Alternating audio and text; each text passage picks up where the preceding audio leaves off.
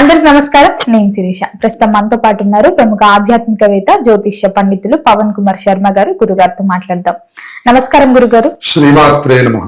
గురుగారు, విశేషంగా మరి యోగాది నుంచి వృషభ రాశి వారికి ఏడాదంతా ఎలా ఉండబోతుందంటారు? ఎలాంటి జాగ్రత్తలు తీసుకోవచ్చు అంటారు? ఈ నవగ్రహాల ప్రభావం ఈ సంవత్సరం ఈ రాశిపై ఎలా ఉందంటారు? ఆదాయ వ్యయాలు కూడా ఒక్కసారి తెలియజేయండి గురుగారు. శివాయ గురవే నమః. శ్రీ మహాగణాధిపతయే నమః.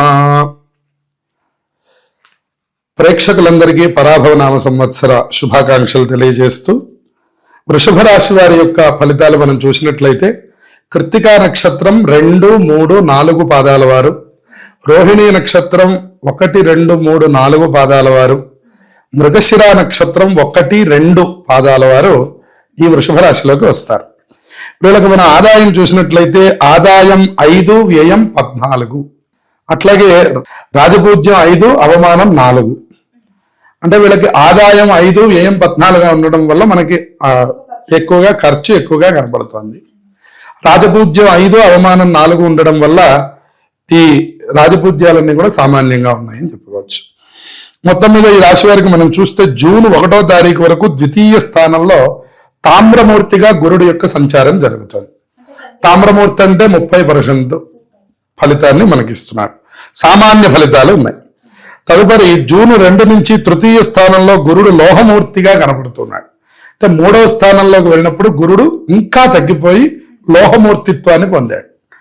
ఆ తర్వాత రాహుకేతువులు కూడా మనకి డిసెంబర్ 5వ తారీఖు నుంచి మరి తృతీయ స్థానంలోకి, అలాగే అక్కడ ఉన్నటువంటి 9వ స్థానంలోకి రాహువు ఏర్పడబోతున్నారు. మరి ఈ విధంగా వీళ్ళని యొక్క గ్రహస్థితిని చూస్తే శని భగవానుడు మాత్రం ఈ రాశికి బాగా యోగిస్తున్నాడని చెప్పాలి.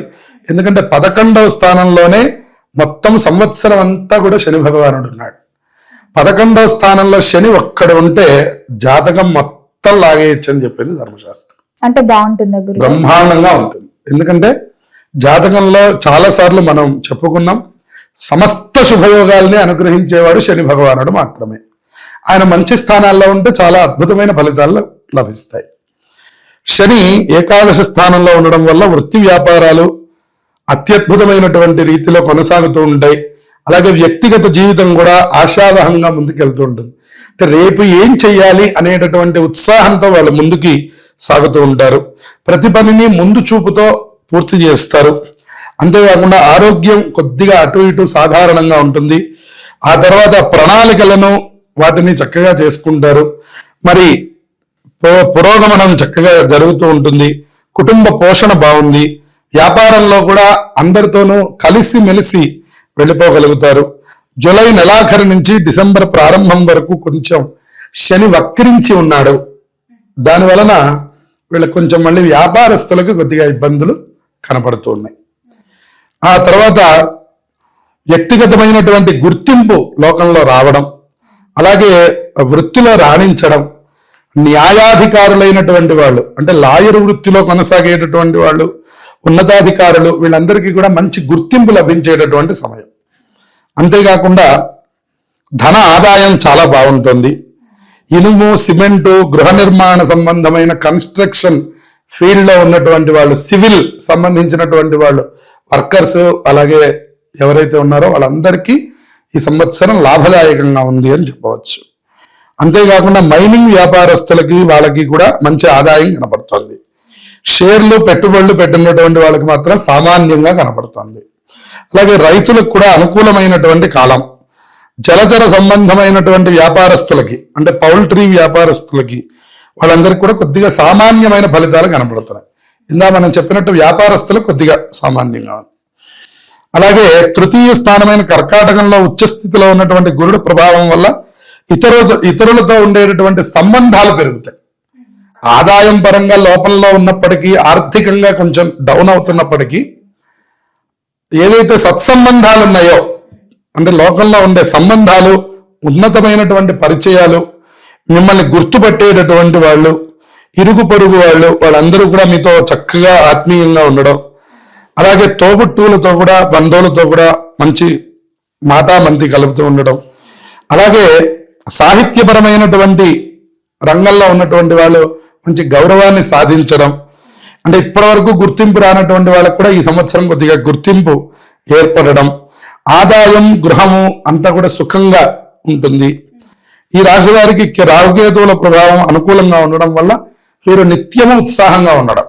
అంటే దీర్ఘ సంచార గ్రహాల్లో మొదట శని కూడా యోగిస్తున్నాడు, 3 నెలల పాటు శని వక్రించాడు, కానీ మిగతాదంతా శని యోగిస్తూనే ఉన్నాడు. తర్వాత రాహుకేతువులు సంవత్సరం చివరి వరకు యోగిస్తూనే ఉన్నారు.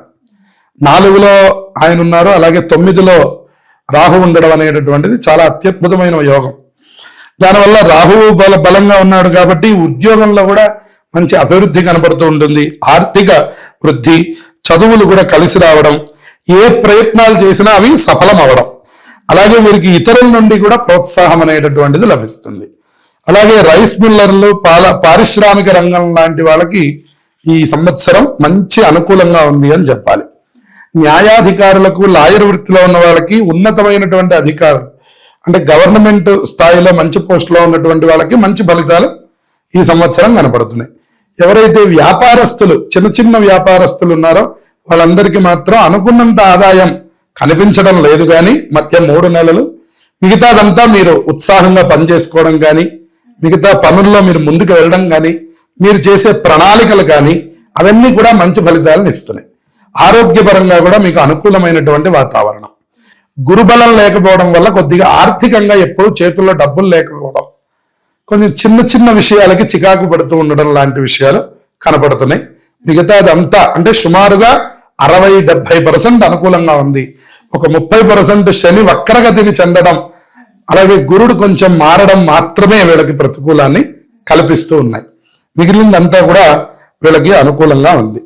వీళ్ళు కూడా నిరంతరంగా శివారాధన చేస్తూ ఉండడం, అలాగే హనుమాన్ చాలీసా పారాయణ చేయడం, రోజు ఇంట్లోనే హనుమాన్ చాలీసా చదువుకోవాలి.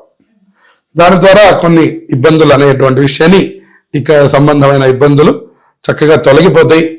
అలాగే శివుణ్ణి సాయంకాలం వేళలో దర్శనం చేయాలి.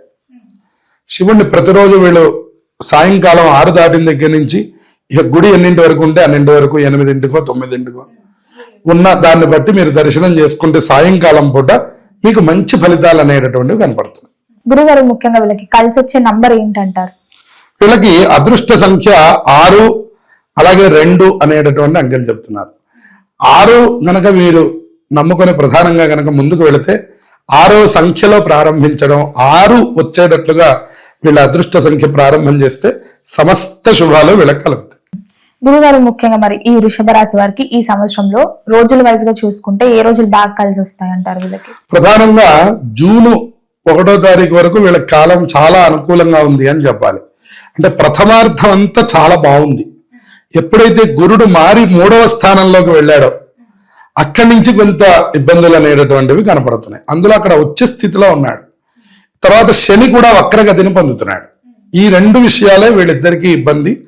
అది మనకి జూన్ నుంచి సుమారుగా ఆగస్టు వరకు ఉన్నటువంటి కాలం కొంచెం ఇబ్బందికరం.